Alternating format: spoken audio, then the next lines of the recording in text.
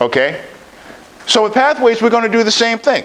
We're going to take a look at all of the, based on your assessment, this is where you want to go.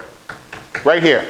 The first two are already done for you. They're the exact same. I heard some people say that they're different. But the next three are electives. If you click on this, it shows you have to pick out one from here, two from here, two from here, or whatever. Let's take a look at these briefly. Okay? Now, you show them where the descriptions are, where they can go and read more, where the tutorials and resources are. They don't have to make a decision on that right then and there. But what you want to do is make sure that they do understand that there's a roadmap, there's a method to your madness, not just take a speech whenever you want to. So now they have homework, and we're going to talk about homework and give them a little more of that later. But I like to go through the whole thing, just like with the member achievement record, through all 5 levels and say, okay, tentatively, this is where we're going to go. And let them know, yes, just like anything else, they can change it if they want to. Now things are about to speed up. So we finished with our first meeting. Okay? We're finished with our first meeting. We've had a couple other meetings. So now we're in a club to where we don't have mentors yet. This is just a member orientation. This is not the whole mentor program. Okay. All of the training is going to be done through the Pathways tutorial system. Remember, these people are new. They're going to do exactly what you tell them to do. Right? All of the training. You have to meet them on what I call on the other side of Pathways. Because you're going to start getting questions about this. You're going to have questions about that. Before Pathways came out, and I understood that because I was mentoring a lot of people, I created something for our club called ETU, which is Evangeline Toastmasters University. I took everything that we normally use for every week and put it on one page. And I use that page to leverage my time. So when they come to me and ask me, well, I'm going to take this role, what is it that I'm supposed to be doing? You checked ETU yet? No, I didn't. Okay, let's go see what ETU has to say. And I wouldn't tell them the answer. If I keep telling them the answer, what does that do? Who's going to be the answer to all their questions? I will. So if you're mentoring 10 people, you're going to have people just popping up all over the place asking you questions. And after a while, they're like, Joel, never mind. And they go look for it themselves. Another thing that did was our overall IQ for young members, younger than Toastmasters, increased because there was so much information there. They had more to research, they had more to look at than just a CC manual and a CL manual. Okay? So that's why all the training has to come through the Pathways tutorial system. You're waiting for them on the other side. By the time they go through all of those tutorials, those basic questions that you hear so often, they're not going to have those.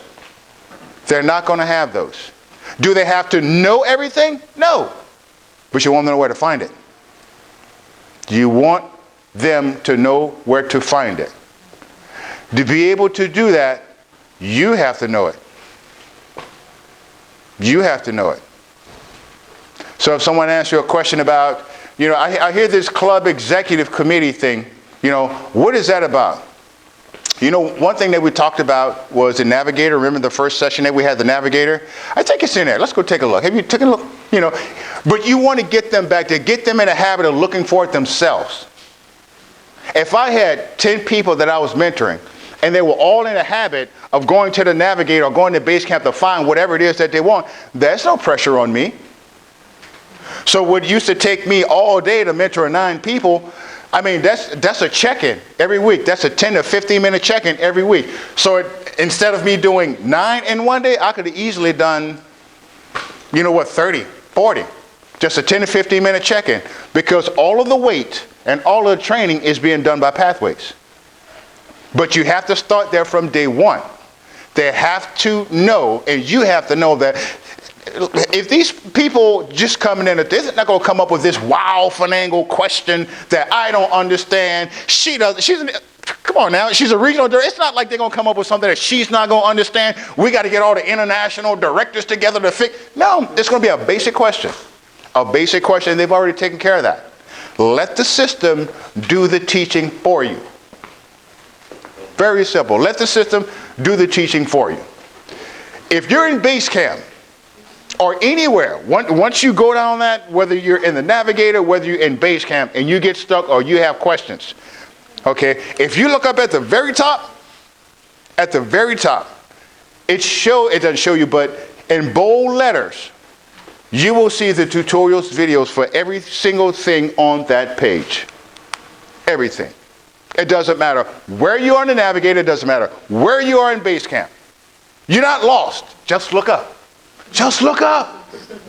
And it's right there. You can click on each one of those videos and it will explain that page and every single feature on there. All right?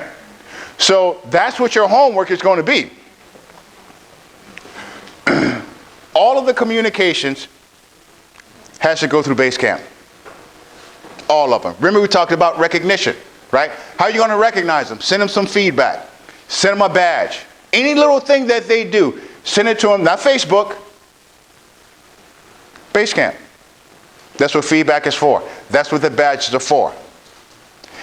I had an evaluation, and I told the guy, I said, he asked me, was I going to, just give him the evaluation form. And I finished, I said, nope, I'm going to go ahead and type this up real nice and neat for you, and I'm going to send it to you in a message on base camp. All of your communication has got to come through there if you really want this system to work for you. Email? Nope. Send them a private message on base camp. Is that so out of the ordinary? Not necessarily. There's companies that's the only thing. You even though you have your own email address, no, you use theirs. School, right? College. Do you use your own personal email address? No, you use theirs. This is the same thing. It keeps everything together. It keeps everything in one place. All of the feedback that they've gotten in one place. All of the nice comments that you guys are going to start sending next week, it's going to be in one place. All of the resources, the documents, the videos, all in one place. The more you use it that way, the less work you're going to have to do. So I went from being, just sitting there an hour between coaching and training to a 15, because I do 15-minute session, 15-minute check-in. Because I allow Pathways in a tutorial system to do the training. So the only thing I'm doing is dealing with challenges, or I'm championing them. That's it. No more training. You got to let the system do it for you. Okay? Now, if you do that, because some people, not some people, but some clubs, people do things differently in their club. This is going to keep things standardized. It's going to keep things standardized not only through your club, through the area, division, district, and all around the world. Everything is going to be done the same. So don't be surprised if you have somebody that comes in, yep, they did everything on that new member list, and then all of a sudden they say, well, you're not going to give me a mentor? Or, what's the evaluator's phone number? I want to call it. They're like, why do you need that? System told them to. System told them to. That's why it's important that you as leaders learn that. Because you may get that phone call like, what you calling me for? Football game's on. Well, according to this, are we supposed to talk about my speech that I got coming up? And you're like, yeah, sure. So don't be surprised if you don't adopt it. Don't be surprised if you don't start getting those. Okay? Or somebody just happens to go through it because, they'll self-starter, say like Eddie. Say, hey, you guys got any mentors?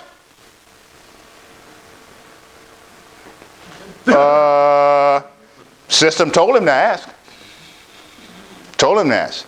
That's why it's important that you really have to understand how this works and where Toastmasters is going with this. Because when you do this, this is pulling everything together, what makes it easier for you as individuals to provide the supportive and positive learning experience. Bottom line, keeping everything safe, where people can come in and feel okay if they fail. Right? Okay, evaluations.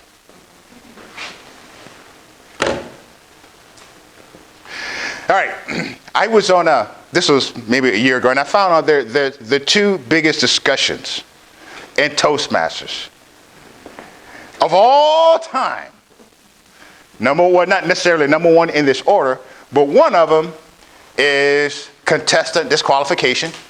Should have, about the whole 25%. And I promise you, when I'm an international director or vice president, I'm going to change that myself because it's flawed. The second one is, should a person get credit for an evaluation if they didn't meet the objective? Here's my thought on that. Shame on you. Shame on you if you're an evaluator and you did not spend time with that person during the week. Toastmasters of Toastmaster wears many hats tells you to. You never talk to them at all. You just show up at a meeting, get their evaluation form, and there's a us against them mentality. I'm going to tell you everything you did wrong. You do not have that right to tell somebody they did not achieve that objective. The evaluator and the speaker should work hand in hand. And I'm going to tell you, I got my mind blown. 2 years ago, I went to GSU to give my speech. I was getting prepared to go to DC, and I asked Phil to evaluate me. Guys, if you don't know, Phil has won the evaluation contest, as I said, about as many times as Muhammad Ali won. He's very, very good at it. But the thing was, we had a come before even to, it wasn't like, well, you just go do what you do, and I'm just going to sit back and it's going to be me against you. We had a long conversation before I even opened my mouth. And basically what it was, it's like a buffet. I'm going to tell you some things that I see, but what is it that you want me to look for? And I thought about it, I was like, wow, this guy really is good. So we had a conversation about what was it I tried to achieve that night with this speech. What am I working on tonight with this speech? What did I come here for to work on tonight? So we had a conversation. It wasn't like a checklist. It was a conversation about it. And then he went back and he clarified it. He said, okay, so from my understanding, this is what you want me to look for. This is what you're working on. Okay, great. So he was able to take that information and basically wrote out like a report. And then he had his. He said, well, this is some other things that I saw. That was valuable to me. It was.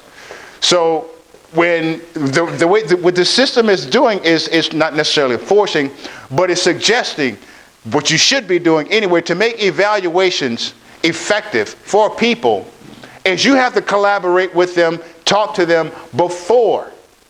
The last time I gave an evaluation, I talked to the guy like 3 times in a week. Okay? Now, here's another thing. Can a new member evaluate a more experienced member? Yes. Yes. Honestly, I prefer those because there's no bias in it. There's no bias. I sat down, and he was a newer member. We sat down and we had a conversation about his project. I got an understanding of what does that mean to him? I told him what I thought it meant. What is it that you want me to look for? I showed him the evaluation sheet. This is what I'm going to be looking for based on this. These are some of the things that we have to achieve. Are we okay with this? Are we in agreement on this? To make sure that we have the same expectations. Because if he's got a different expectation what this means, and I have a different one, and I never talk to him, those evaluations go bad. Well, you didn't do this, or you didn't do this. You never found out if you guys were actually on the same page or not. It cannot be us versus them. It cannot. If you are an evaluator, know that you have to, either the speaker or the evaluator, take the initiative.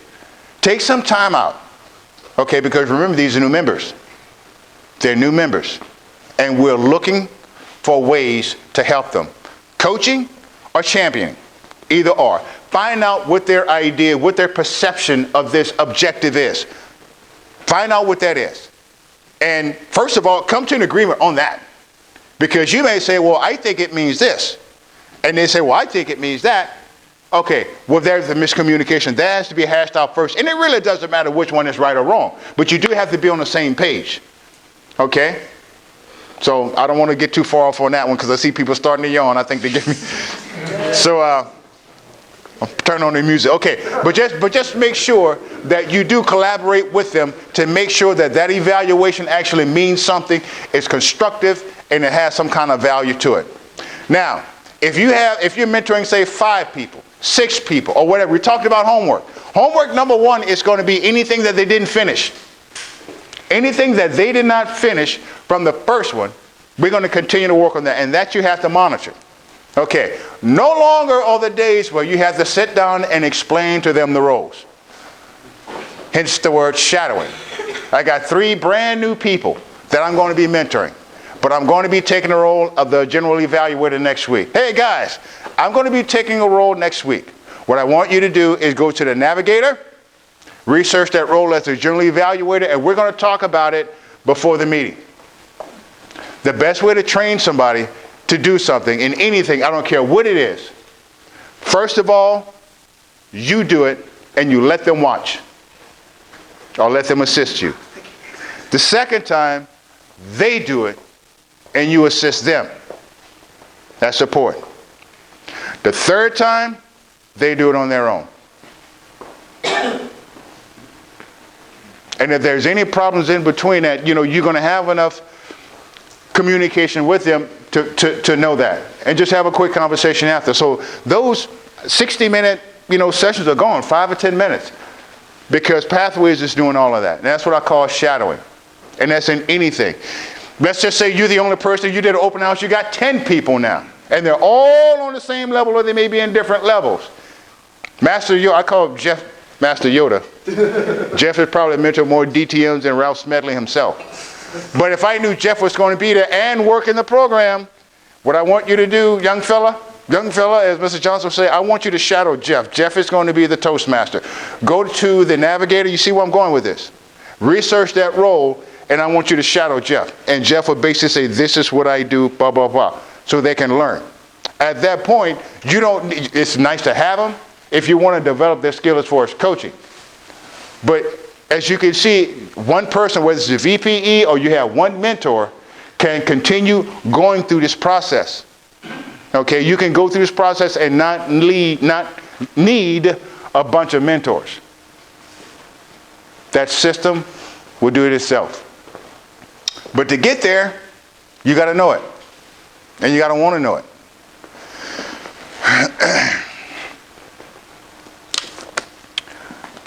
I know you're going to ask that question, right? How many people are already thinking that? Be honest. How many people are already thinking that? Nobody was thinking that. Nobody was thinking that? No. Okay. Should I skip it? No?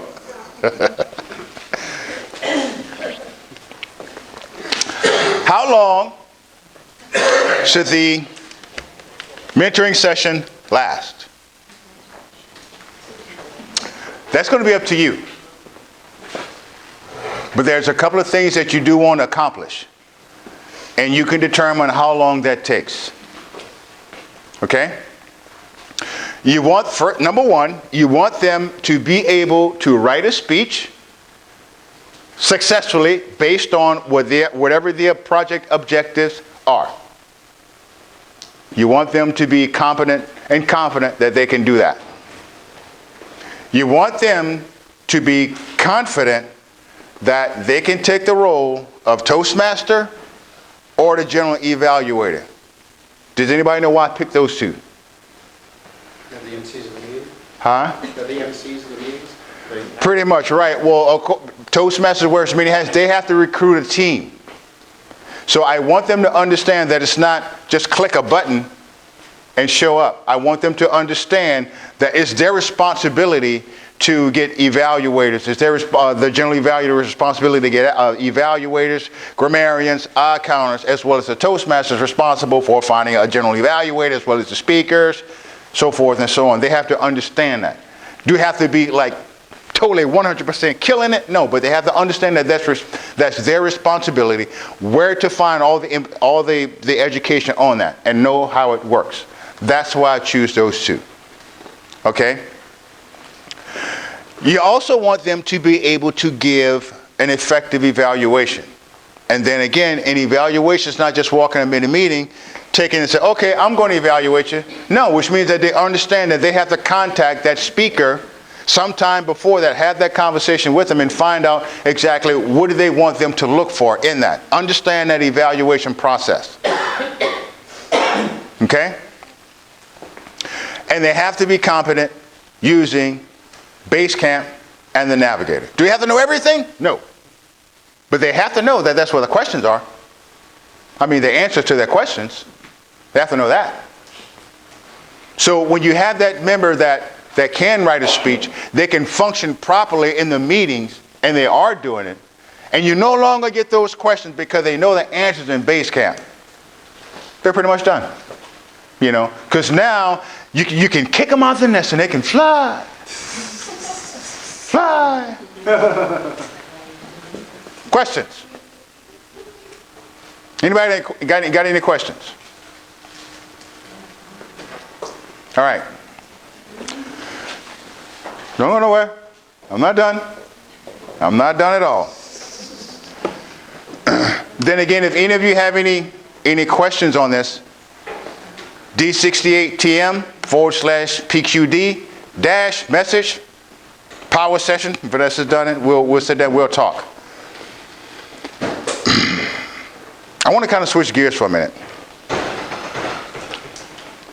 with a little bit of time that I have left. And it's about, you know, we talked about people coming to Toastmasters to deal with certain things. Some people want to get better jobs. Some people want to, the gambit runs everywhere. You as leaders have to understand that there's an intangible that people are looking for when they come here. Not only do they want to, you know, get better at speaking, get better at leadership and all this kind of stuff, they have challenges. And a lot of times people are looking for successful people. They want to see what that looks like. So we find a lot of those people that come walking through the door. And when they're introduced to you as a president, a vice president, or a club officer, a lot of times that's what their perception is. They're looking for somebody that, you know, and Tony Robbins says this, but he's a people who are like themselves or people that they want to be. And I'm speaking for myself, that's why I put this on. It has nothing to do with Katie, it has nothing to do with Chick, but it has everything to do with me and you guys succeeding as leaders, not just as, you know, this skill set and all that kind of stuff. We cannot have the same challenges that they have. If you know, people come in with time management challenges, people come in with all these different challenges, they look up to us to see that role model for somebody that doesn't have that. And the only way that they're going to get that consistently across the board is we have to figure it out. We have to figure it out in our own lives.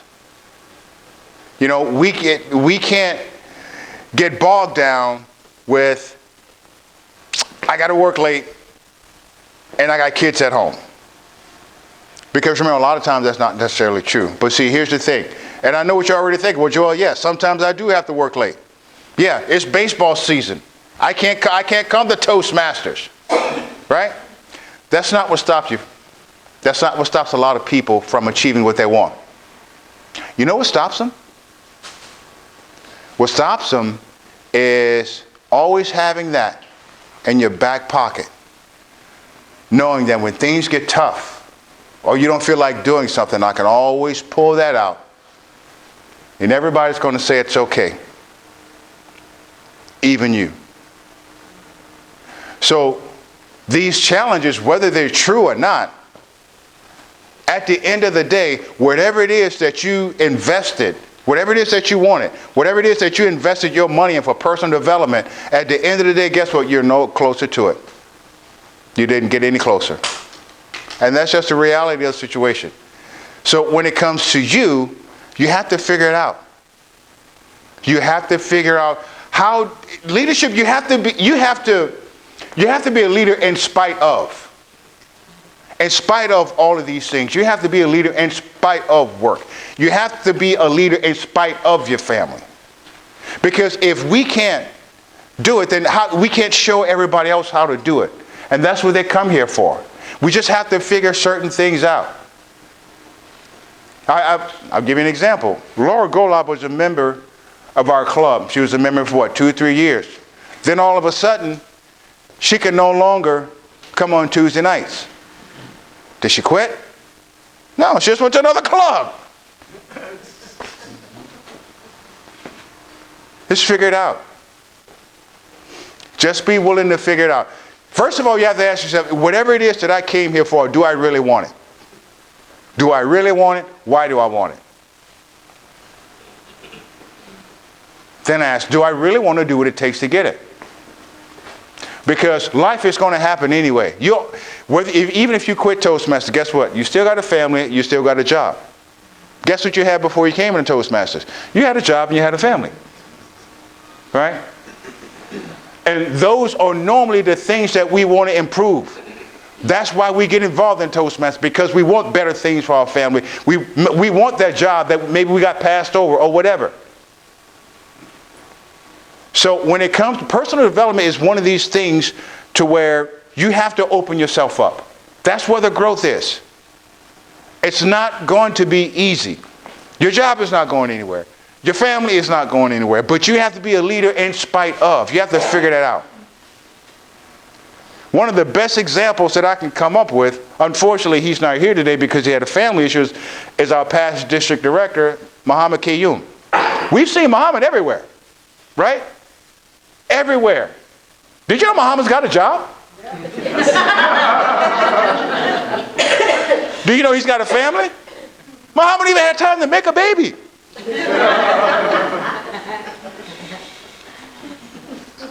But we saw him become the #1 district director in North America.